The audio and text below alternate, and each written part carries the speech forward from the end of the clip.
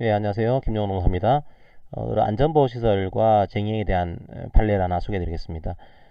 우리 노동자법에서는 그 쟁행을 할 때 안전보호시설의 정상적인 유지운영을 정지, 폐지, 방해하는 행위로 하지 마라, 이런 조항을 두고 있죠. 그럼 여기서는 두 가지가 문제가 될 수 있어요. 첫 번째로 과연 안전보호시설이라고 하는 게 어떤 걸 의미하는 거냐, 이게 하나 문제가 되고요. 두 번째로 이 안전보호시설의 정상적인 유지운영을 정지, 폐지, 방해하게 되면 이걸 형사처벌을 할 수가 있습니다.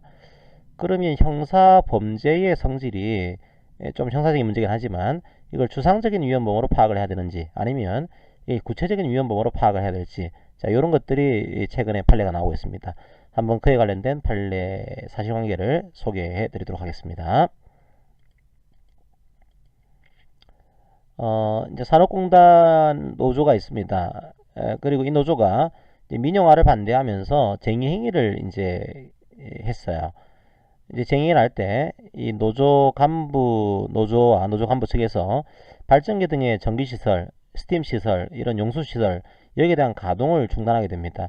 나중에 보겠지만 이 케이스는 지금 이 법에서 얘기하는 안전보호시설로 분류가 되는 그런 시설로 볼 수가 있습니다.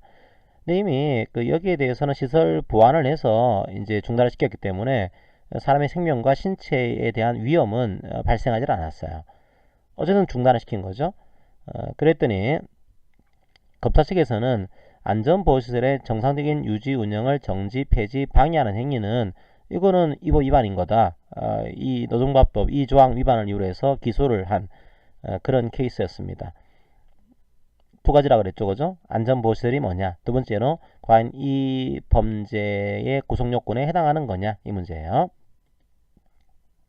첫 번째, 안전보호시설이 뭔가 하면은 사람의 생명이나 신체의 위험을 예방하기 위해서 필요한 시설 혹은 위생상 필요한 시설을 의미합니다. 사람의 생명, 신체의 위험을 예방하기 위해서 필요한 시설, 위생상 필요한 시설을 얘기를 해요. 물론 이런 것들은 뭐 과연 이 시설에 해당한지는 재반 사정을 종합적으로 해서 판단을 해야 될 겁니다. 두 번째, 자, 그러면 안전보호시설에 대한 정상적인 유지를 정지, 폐지하는 행위는 이게 범죄해야 되는 건데, 보니까 이게 전혀 그에 대한 위험이 발생하지 않았어요. 사전에 필요한 안전조치를 이미 취해둔 겁니다. 그것 때문에 전혀 사람의 생명과 신체에 관한 위험이 발생하지 않았다. 이 경우에는 이 조항 위반죄가 성립이 되지 않는다. 이게 판례의 입장입니다. 굳이 정리를 하게 되면 형사범죄 유형 중에 침해범과 위헌범이 있는데요. 이 케이스는 위헌범인 거죠. 위헌범도 이걸 어떤 위험이 발생해야지만 처벌할 수 있는 그런 구체적인 위험범이 있을 수가 있고요. 어떤 구체적인 위험이 발생하지 않았다고 하더라도 위험 발생의 가능성이 있다고 한다면 처벌할 수 있는 추상적 위험범 형태를 띠고 있는 그런 위험범이 있습니다.